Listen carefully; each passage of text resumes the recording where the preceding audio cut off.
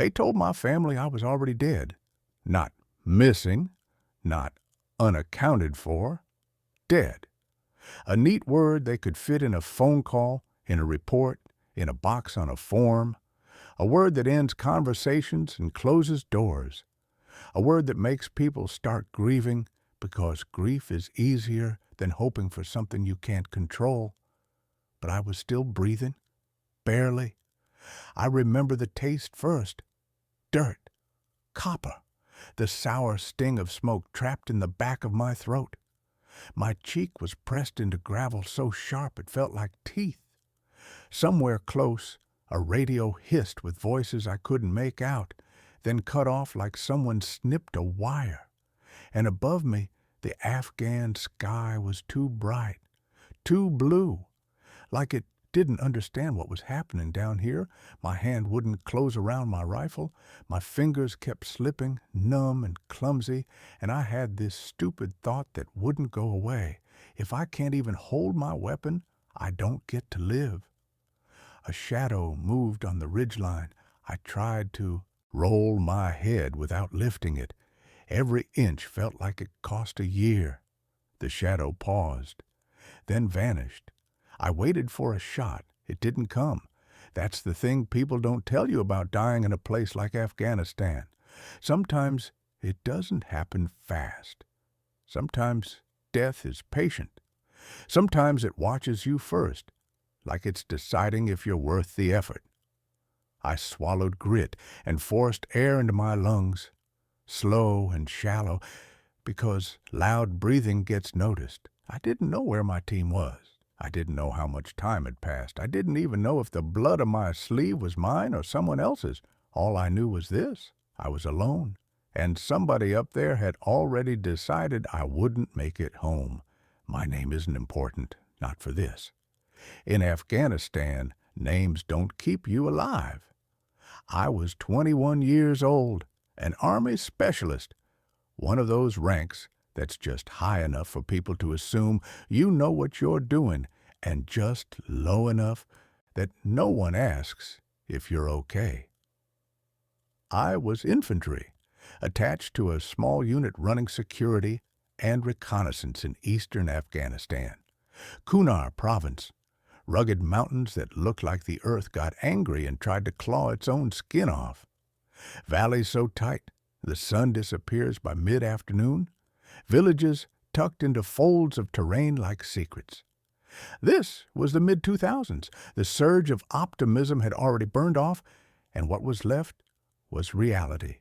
Patrols, dust, heat, and the kind of tension that never fully leaves your chest.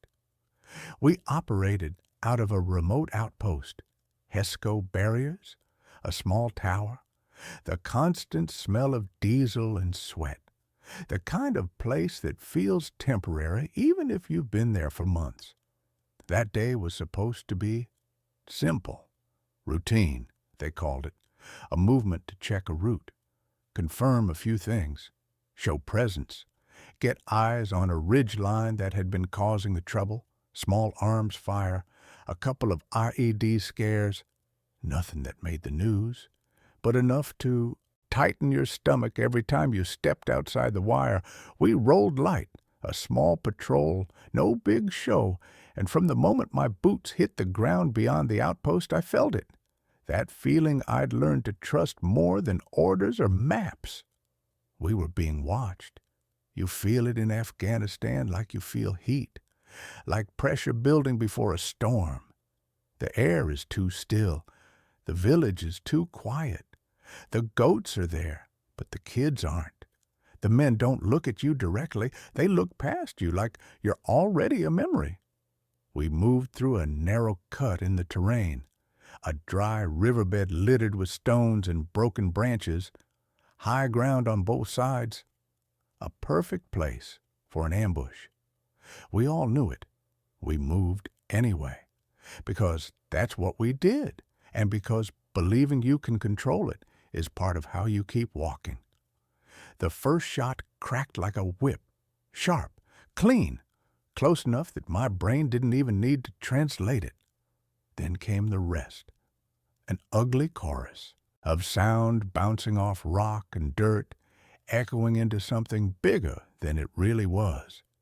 In the mountains, a handful of rifles can sound like an army. We hit the ground instinctively, spreading out, trying to find cover where there wasn't any.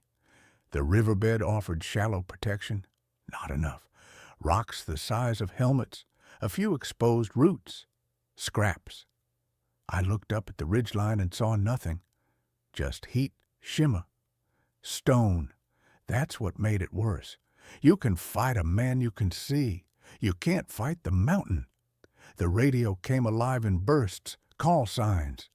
Fragments of calm over chaos. Someone shouted a grid. Someone else said they saw movement. Then came a deeper sound, a thump. The air punched my chest. Dust leapt off the ground. An explosion, not close enough to tear us apart. Close enough to tell us this was planned. They weren't just shooting, they were shaping the fight. We returned fire toward flashes we couldn't fully confirm. Suppress, control, survive. That's the order your body follows when your mind is overloaded. I crawled to a better position behind a larger rock, elbows scraping stone. My heart hammered so loud I thought it might give us away. I tried to steady my breathing, tried to do what I'd been trained to do. And then something hit me.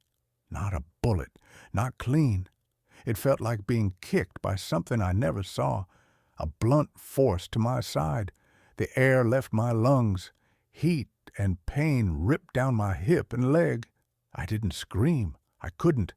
My throat locked. My world narrowed. Rock, dust, my hands, my weapon, the sky. I pressed my palm to my side. It came back slick. Not a gush, not dramatic. Just enough to make my fingers stick. I tried to roll. My leg didn't cooperate. It moved, but wrong, like it belonged to someone else. Panic rose in my chest. If I can't move, I'm done. The firing intensified. Rounds snapped against rock, showering fragments. Someone yelled my name, or maybe someone else's. In firefights, words blur. Fear makes you deaf. My radio crackled with static. I tried to key it. Nothing. Maybe the battery was cracked. Maybe the antenna snapped. Or maybe my hand was shaking too much. I looked left. Saw one of our guys dragging another behind a boulder. Urgent. Practiced. I looked right. Nothing but a bend in the riverbed. That bend might as well have been another planet. The order came down. Pull back. Break contact. Move to a rally point. I understood. We were leaving the kill zone. And I understood something else. I couldn't keep up. I tried anyway. Dragged myself across gravel with my arms. My legs screamed with every inch. Pain flashed so bright it sparkled. The gunfire followed us like a shadow. Boots passed me. A hand grabbed my harness. For a second I thought I wasn't alone. Then the hand slipped, or let go, or had to. The outpost was far. Cover was nothing but rock. The enemy had height and angles. My team had seconds. I heard someone shout, "We can't." I don't know what they couldn't do. Carry me. Stop. Turn back. Die with me. Smoke burst. The sound shifted. The firing moved away. And the worst sound arrived. Silence. Not total silence. Wind. A distant rifle crack. Stone settling. But the proof of my brothers nearby faded. I tried to call out. My voice died in the open valley. My throat tasted like dust and fear. I lay there, half in shadow, half in sun, and finally admitted the truth. I was now a problem no one could afford to solve. Somewhere a report would be written, a line typed, a call made. It would sound clean, final. Presumed KIA. They called me Presumed KIA. That's how wars often end on paper. Clean words, short sentences, no room for what really happened out there. But survival isn't neat. It isn't heroic. Sometimes it's just refusing to stop breathing when everything else tells you it's over. I didn't survive because I was stronger than anyone else. I survived because I held on. Because someone, somewhere, decided one report wasn't enough. And because men before me taught me that quitting is not how you come home. If you're listening to this, you've lived long enough to know that life doesn't always give us clean endings either. Sometimes all we can do is stay still, hold on, and wait for the moment to pass. If this story meant something to you, consider staying here. These stories matter. The men who lived them matter. And remembering them is how we make sure none of them are ever just a line on a report again.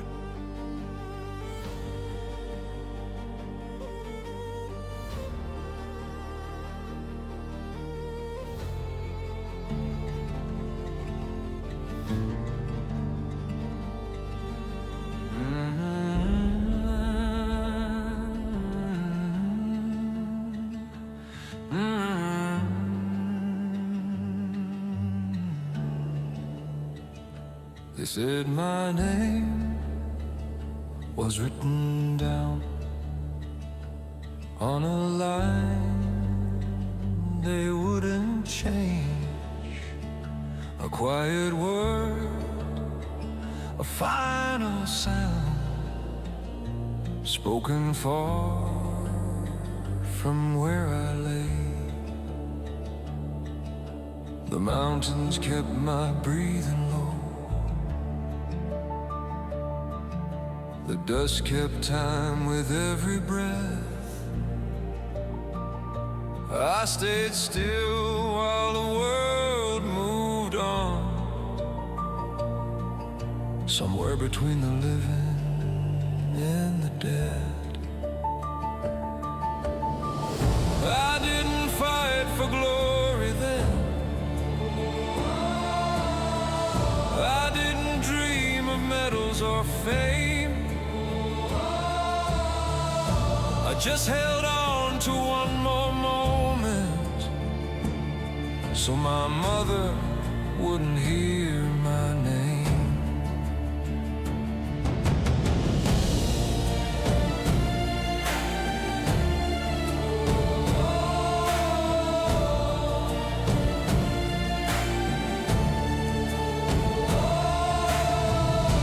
And when the night came down so slow, I learned what survival means. Sometimes living is just refusing